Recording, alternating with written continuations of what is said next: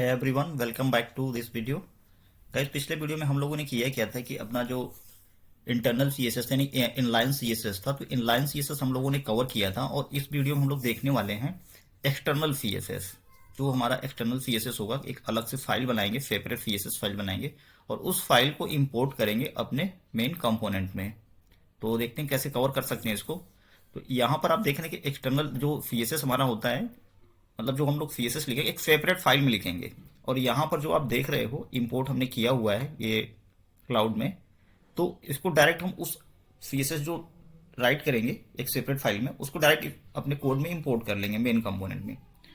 और लिखने का तरीका वही रहेगा जैसे हम लोग नॉर्मल कोई सीएसएस लिखते हैं, तो सेम पैटर्न से लिखेंगे कि आप ब्लैक जो यहाँ कोड स्निपेट लगा हुआ है यहाँ पर आप देख सकते हो। तो एज इट इज लिखना है, कुछ बहुत ज़्यादा रॉकेट साइंस इसमें नहीं है, तो सिंपल है, इजी है। चलते हैं कोड में लिख करके देखते हैं कैसे कैसे इसको करना है। ठीक है, तो अपने VS कोड में आ गया हूँ और इसको मैं प्रोजेक्ट को रन कर लेता हूँ। एक बार क्लियर करता हूँ, पहले क्लियर कर लिया और npm run dev ये कमांड आपको बार बार चलाना होगा जब भी आप अपने प्रोजेक्ट को स्टार्ट करोगे। हर बार आपको यही कमांड देना है npm run dev, और चलेगा आपका जो प्रोजेक्ट लोकल होस्ट 73 पर, लोकल होस्ट 5.73 पर। तो 5.73 को आप अपने ब्राउज़र में ओपन कर लेना और ब्राउज़र में ओपन करने के बाद हिट करना, तो आपका प्रोजेक्ट जहाँ पर हमने छोड़ा था वहाँ से ओपन हो गया। ठीक है, अब हम लोग क्या करने वाले हैं कि एक सेपरेट सीएसएस फाइल बनाएंगे। पिछले वीडियो में हम लोगों ने क्या किया था, हेडर के अंदर इनलाइन सीएसएस लिखा था ऑब्जेक्ट बना करके। ठीक है, अभी हम लोग करने क्या वाले हैं, एक सेपरेट सीएसएस लिखेंगे। अगर आप चाहो तो ये जो सीएसएस हम लोग यहाँ लिख रहे हैं अभी लिखेंगे, एक सेपरेट आप चाहो तो फोल्डर भी बना सकते हो। ठीक है, अगर आप चाहो तो यहाँ पर एक नया फोल्डर बना सकते हो स्टाइल्स का, इस तरह से स्टाइल्स का। ठीक है, और यहाँ पर आप अपना स्टाइल दे सकते हो, style.css, इस तरह से स्टाइल्स के अंदर style.css मैंने दे दिया, आप कुछ भी नाम दे सकते हो। और हमें इंपोर्ट कहाँ करना है, किस कंपोनेंट के अंदर, यहाँ हेडर के अंदर। ठीक है, हेडर में डायरेक्टली आपको इंपोर्ट करना है। इंपोर्ट बहुत इजी है, इंपोर्ट करना है आपको डायरेक्टली।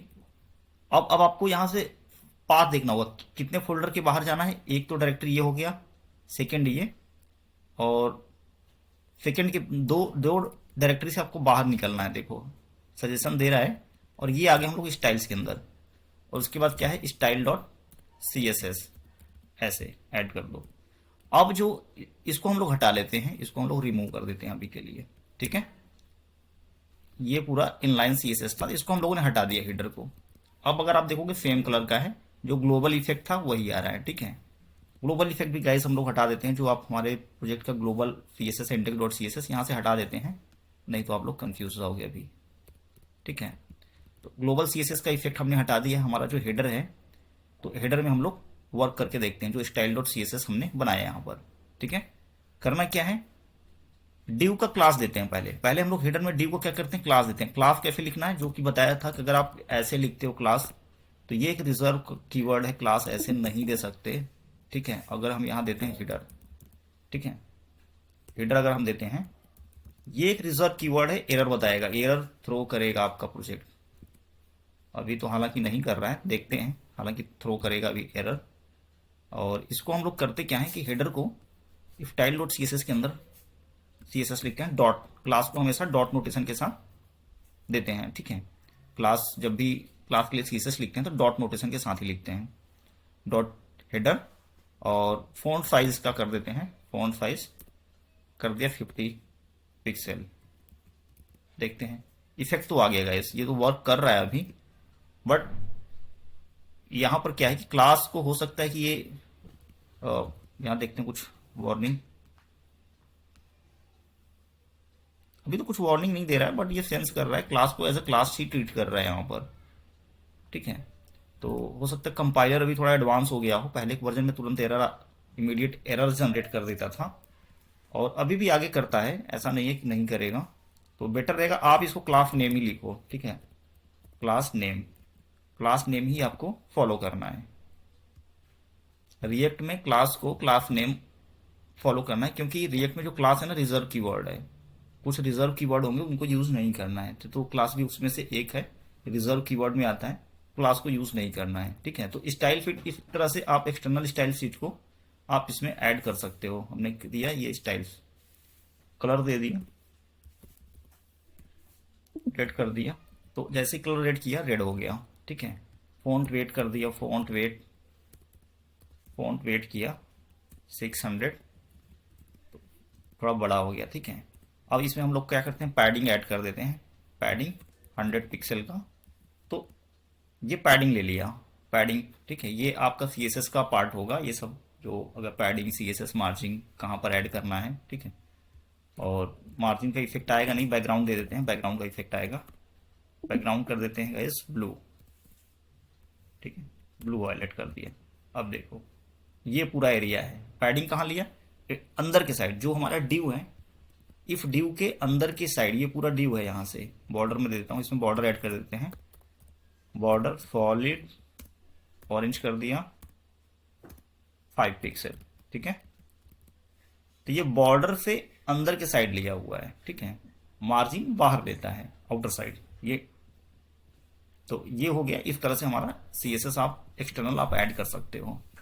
और नेक्स्ट स्लाइड में चलते हैं, हम लोग देखते हैं नेक्स्ट स्लाइड में क्या है CSS ऐड करना। और एक चीज मैं बता दूं, ये जो CSS मैंने यहाँ लिखा हुआ है, ये आप हेडर के अंदर भी लिख सकते हो, हेडर का CSS हेडर के अंदर, हेडर जो डायरेक्टरी में बनाया है इसके अंदर भी लिख सकते हो, और इंपोर्ट एज इट इज करना है जैसे हमने यहां से किया।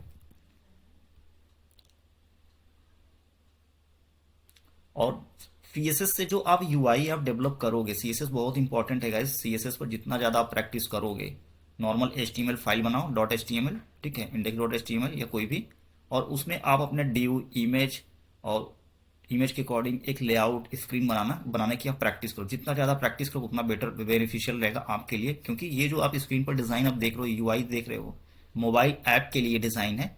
और सेम अगर आप मोबाइल ऐप या वेब डेवलपमेंट में CSS यूज करोगे तो almost same concern, same practice चल रहा है, सेम जो लाइन ऑफ सिंटेक्स होता है ऑलमोस्ट सेम ही चलता है, बहुत ज़्यादा चेंजेस नहीं होता। तो आप प्रैक्टिस करो तो बेटर रहेगा आपके लिए, दोनों के लिए। अगर एंड्रॉयड में जाना चाहते हो तो एंड्रॉयड के लिए भी, और वेब में अगर वर्क करना चाहते हो तो वेब के लिए भी, दोनों में CSS ऑलमोस्ट सेम ही चलता है। और CSS ये फ्रंट एंड का लुक बहुत ही अट्रैक्टिव बनाता है, ठीक है। और CSS की हेल्प से ही पूरा डिज़ाइन आप देख रहे हो, ठीक है।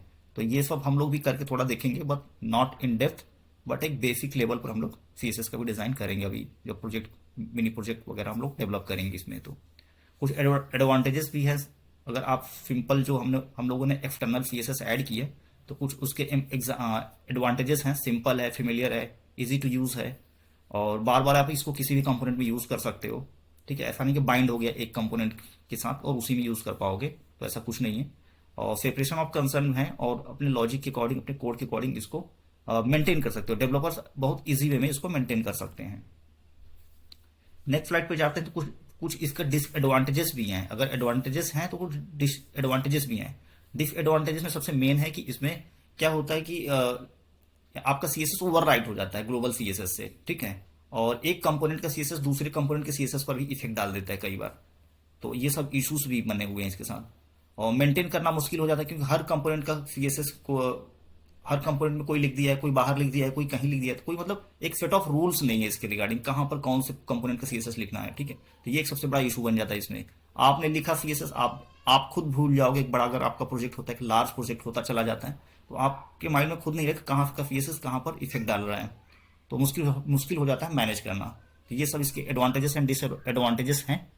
तो आप कोशिश करो कि एक ऑर्गेनाइज वे में ही CSS आप लिखना, और वीडियो को फॉलो करते रहो। मैं आगे आपको बताऊंगा कि कैसे एक ऑर्गेनाइज वे में CSS को आप बना सकते हो या CSS लिख सकते हो अपने प्रोजेक्ट के लिए। तो ये एक उसमें से एक तरीका था एक्सटर्नल CSS कैसे आपको करना आना चाहिए। अगले वीडियो में हम लोग देखेंगे मॉड्यूल CSS, कि जो मॉड्यूल CSS लिखेंगे हम लोग, तो मॉड्यूल CSS क्या करेगा कि सिर्फ उसी कंपोनेंट पर इफेक्ट डालेगा, वो दूसरे कंपोनेंट को डिस्ट्रैक्ट या उसके स्टाइल को खराब नहीं करेगा, ठीक है। तो दूसरे कंपोनेंट के CSS पर इफेक्ट नहीं जाएगा, तो हम लोग उसको भी देखेंगे मॉड्यूल CSS क्या होता है। So thank you watching for this.